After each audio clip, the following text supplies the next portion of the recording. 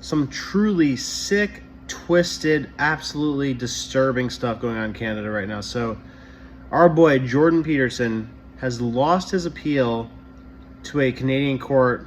And if you forget what happened last year, the appeal was to the fact that the Ontario College Board of Psychologists mandated that Jordan Peterson needed to attend re-education camp, basically to maintain his license to practice psychology in the District of Ontario. He went on to say that the battle's barely getting started, and basically that he will go down fighting, and over his dead body will he let them win this battle, even if he has to publicly broadcast this re-education camp that he might have to attend now. So if you're unfamiliar with what this whole mess is about, it started in 2022 and started to materialize in 2023, roughly 1 year ago. So here's an article from January 2023 describing the situation. So headline from CBC, Jordan Peterson is being disciplined for his tweets.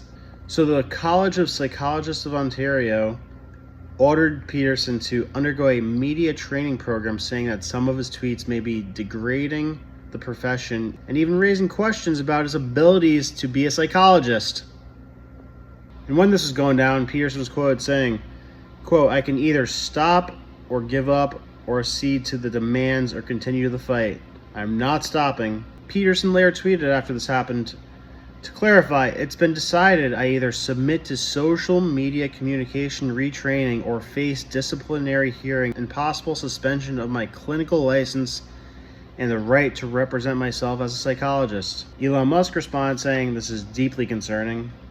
Very deeply concerning." Now, according to this governing body of psychologists that put this ruling forward, they're saying that this all rooted from complaints about Jordan Peterson's tweets. So in 2022, the college launched an investigation into Peterson after receiving public complaints about statements he had made on Twitter. Some of the things they got on to complain about is talking about COVID on Joe Rogan's podcast, referring to Catherine McKinney, an Ottawa city councilor who prefers to use they-them pronouns, as a, quote, appalling, self-righteous, moralizing thing. A tweet in which he used the dead name of an actor, Elliot Page, stating, quote, "Remember when pride was a sin and Ellen Page just had her breasts removed by a criminal physician." If you don't know what dead naming is, it's when you use the name of somebody who has changed their gender and their name along with that. When you use their original name, that is dead naming. And apparently it's a big deal in the LGBT world. Another tweet in which he referred to Gerald Butts, the former principal secretary of Prime Minister Justin Trudeau, as a prick. My personal favorite, his tweet in response to a Sports Illustrated swimsuit cover of a plus-sized model in which he said, "Sorry, not beautiful, and no amount of authoritarian tolerance is going to change that." Now, that be said, I'm definitely no fan or advocate at all of making fun of fat people. Very much against that. But I'm also very much against encouraging people to be fat and telling them that it's okay because it's unhealthy. It's objectively unhealthy to be fat. We should not be creating a situation where there's social acceptance and encouragement around being overweight because it's objectively unhealthy. So the panel also went on to question Peterson's abilities to conduct himself as a psychologist because of these tweets. The college said that comments about Page and McKinney, for example, reveal that Peterson, quote, may be engaging in degrading, demeaning, and unprofessional comments. Peterson responded by saying his tweets on the subjects like gender dysphoria are based on his informed knowledge and are, in fact, quote, professional of the highest order. And then Peterson brought up the possible political motivation, which I kind of went down a rabbit hole for you on coming up next. So Peterson wanted to say, the college's motivations to go after him are clearly political and one-sided. The college has failed to demonstrate any harms to the targets of his tweets, he said. Peterson said, quote, if you grant a board the right to bully speech outside the narrow purview of professional interactions with clients, then you open the door to ideological capture of the colleagues. Which of those is a bigger danger? It's not obvious. So here's the rundown of this Ontario College of Psychologists governing body. So, the first question I asked is, how do they get their money? Because, when you want to know somebody's incentives, look at the money. So I went down a rabbit hole, and it says the organization is funded by membership fees paid by psychologists who practice in Ontario. The Ontario College of Psychologists also receives, very important, funding from the government through grants, contracts to support its programs and services, such as continuing education and professional development opportunities. Additionally, has partnerships with universities and research organizations to support research and education in the field of psychology. So there you go. Government and the universities are giving money to this organization. So the next logical question is, what's the split? How much money are they receiving from these fees they charge people to be a psychologist in the first place? And then how much are they receiving from the government? Very difficult to find, but I left no stone unturned, and I found that a psychologist practicing in Ontario is charged roughly $2,400 per year to be a psychologist, so that's a membership fee. And then there's 3,600 registered psychologists practicing in the province of Ontario. So 2,400 times 3,600, roughly 9 million, give or take. Okay, so then the next question is, how much money does the government and universities give to this institution? Because 9 million might sound like a lot, but it's a drop in the bucket when you start incorporating government money. So let's say they get 9 million from the membership fees, and then the government throws in another 40 million, which is not a big deal for a large government like Canada. But don't want to make assumptions as to how much they're giving. So I went and looked at the financial statements of the Ontario Governing Board of Psychologists, and interestingly enough, I found that their balance sheet shows they have approximately $9 million of assets in their balance sheet. So I was like, okay. It'd be one thing if it was like 12 million. I'd say, okay, the membership fees are more than the government money. So that debunks my theory. But the fact that it's exactly 9 million, means that's showing only the membership fees. So then the next logical question, obviously, is, are institutions obligated to show government grants on their financial statements? The answer to that is sometimes no. Sometimes they do not have to show government grants on their financial statements. So I regretfully have to tell you that it's a mystery how much money this organization is getting from the government, but I can assure you that they're not reporting that money, because sometimes under law you do not have to report government grants on your financial statements. So this is a scenario of that. The fact that it's the exact amount of money that would come from the membership fees is a red flag and tells the whole story. So, I don't want to be super presumptuous in saying that the government gives more money than they receive in grants, but let's say they do. That'd be an awful lot of influence. Now, this part will really drive you crazy. So I wanted to see if there are any scenarios in which college professors in Canada were saying outrageous things about other sensitive political events. So I typed in Canada college professor controversy over Israel-Hamas, and what do you know? A ton of stuff popped up. So first one that pops up, BC college instructor on leave amid Hamas comments controversy. So not fired, on leave. So what did this individual say to be put on leave? I'll tell you, here it is. Natalie Knight said the Hamas attacks on October 7th are, quote, amazing and brilliant.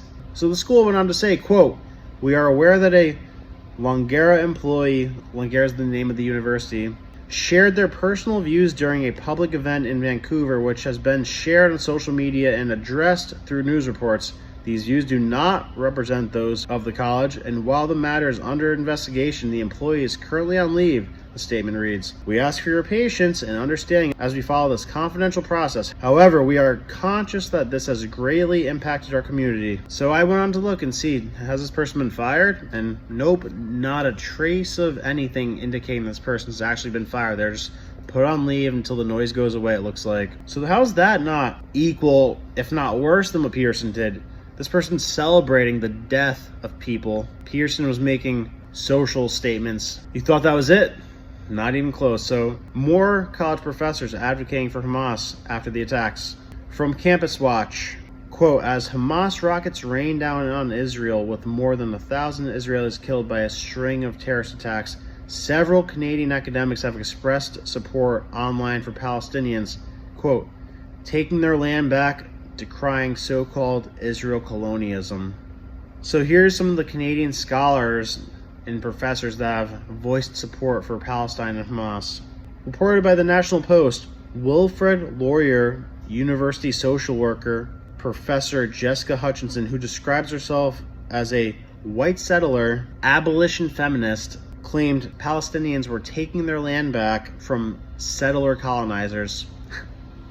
She also urged her colleagues to include Palestinians in their land acknowledgement rituals, writing, quote, "I hope your upcoming acknowledgements will include support for Palestinians who are taking their land back from settler colonizers."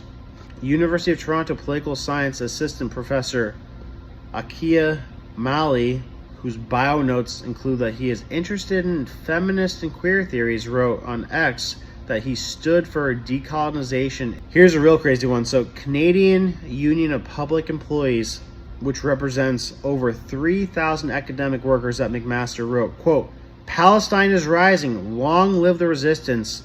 And they later deleted that post on X. But before the post was deleted, it was liked by the Canadian Union of Public Employees president, Fred Hahn, who also lauded, quote, "resistance" on social media. And here's what the universities had to say in response to that. The University of Ottawa shared a link offering support to those affected by the current hostilities between Israel and Hamas. They shared a link.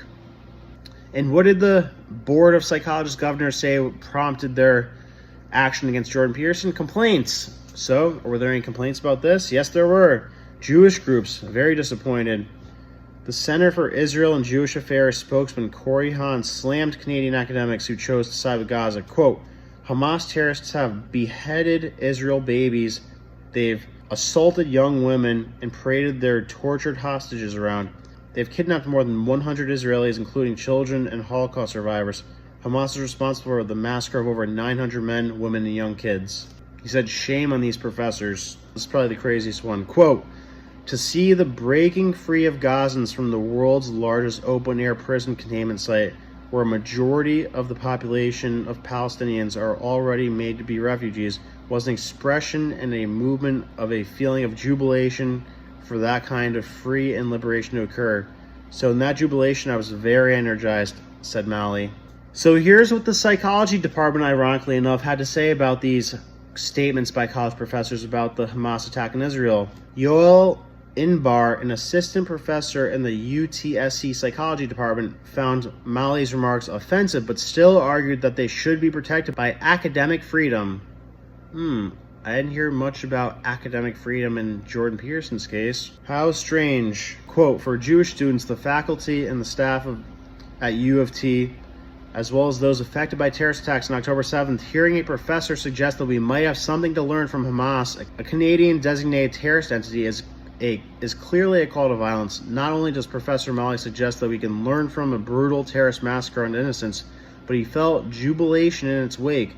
This is unacceptable," Halil, U of T, wrote. The letter stated, "It's obvious that Mali's words go beyond any sort of academic freedom or freedom of expression. This is hate." The U of T statement on freedom of speech states that, quote, "No member of the university should use language or indulge in behavior intended to demean others based on the group's characteristics such as ethnicity and ancestry. Still, it continues that the values of mutual respect and civility may on occasion be superseded by the need to protect lawful freedom of speech." That didn't apply to Jordan Peterson's case. Correct me if I'm wrong, did Peterson ever celebrate a situation where people were dying? I mean, believe me, I'm not even one of these people who have a strong position on which side of Israel and Palestine is right and wrong. Like, obviously, Hamas is wrong. They're a terrorist group. But, you know, you can make an argument for the whole Israel-Palestine thing. But, so let's come back full circle. So, in 2022, Jordan Peterson was on the PBD podcast, and Patrick Bet-David, our CEO here at Valuetainment, he asked Jordan Peterson, "Would you ever consider running for Prime Minister of Canada because it's such a disaster? Trudeau is terrible. A lot of this that's happening right now, he's to blame for. So would you ever consider running for Prime Minister?" And here's what Jordan Peterson had to say.